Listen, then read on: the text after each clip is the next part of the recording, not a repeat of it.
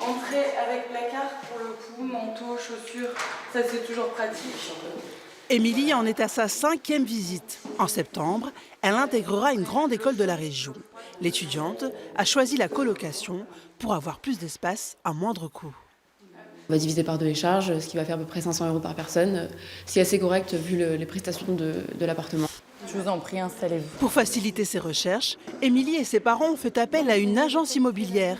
Avec la rentrée qui se profile, la location étudiante est un marché sous tension. Vous allez être étudiante? C'est ça. Alors, dans quelle école? À l'idée.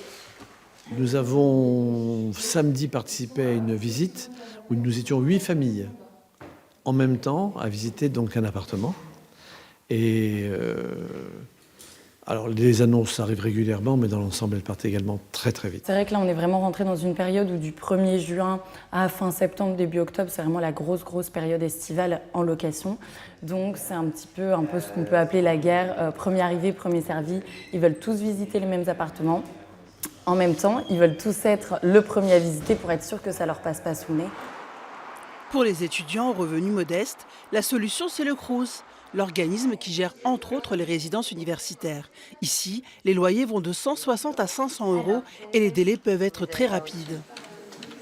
Ça a été assez vite en fait, ça m'a beaucoup surpris. Je m'attendais à avoir plusieurs semaines de délai, voire plusieurs mois d'attente, à ne pas avoir de réponse. En même pas une dizaine de jours, ça s'est fait. En fonction de ce que vous lui avez demandé, va vous. Comme dans les agences, les disponibilités deviennent de plus en plus rares. Sur l'île, il en reste très peu, je crois qu'il en reste 5 là au moment où je vous parle. Il en reste un petit peu sur Valenciennes. Au total, sur l'ensemble de l'académie, aujourd'hui, il reste 80 places disponibles à peu près. Mais c'est fluctuant, c'est en temps réel, donc au fur et à mesure, les stocks diminuent. Abdoulaye, lui, n'a pas eu de chance. Il devra attendre en septembre pour avoir peut-être un logement. Pour le moment, il repart avec ses valises, direction Pau.